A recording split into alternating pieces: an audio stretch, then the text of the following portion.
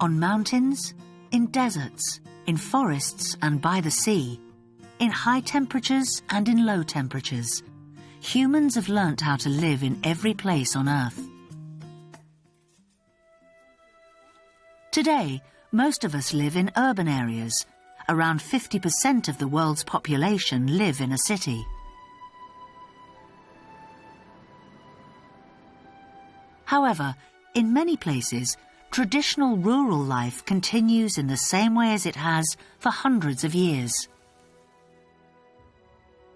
In the far north of Russia, thousands of miles from the capital Moscow, this Khanty village in Siberia is one of the most remote places in the world. Siberia is covered in snow and ice for most of the year. In winter, temperatures here can fall to -53 degrees centigrade. The snow blocks the roads for over 250 days a year. The only way to travel is on skis or on a sledge. This means that life here has developed very differently to the rest of Russia. People have their own traditions and even their own language. They live in small villages and have a quiet, traditional life. Over 7,000 kilometers away, in Egypt, Siwa is just as remote. Siwa is a small town in the middle of the Sahara Desert. Temperatures here can rise to 58 degrees centigrade, so it is too hot for most things to live.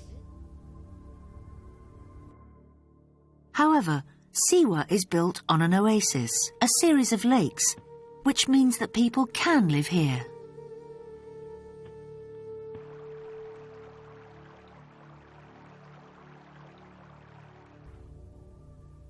For hundreds of years, Siwa was completely isolated and left alone. There were no roads to other towns.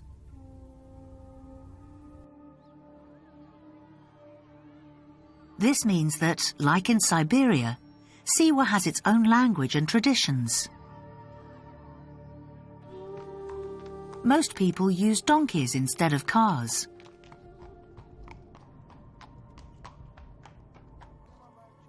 And people speak Siwi, a language spoken only in Siwa. However, recently, a new road has been built, opening Siwa up to the world. Many people in Siwa are worried that this will change their way of life and bring new cultures and traditions to the town. Will people in these places be able to keep their traditional way of life? Or will modern life change the way they live forever?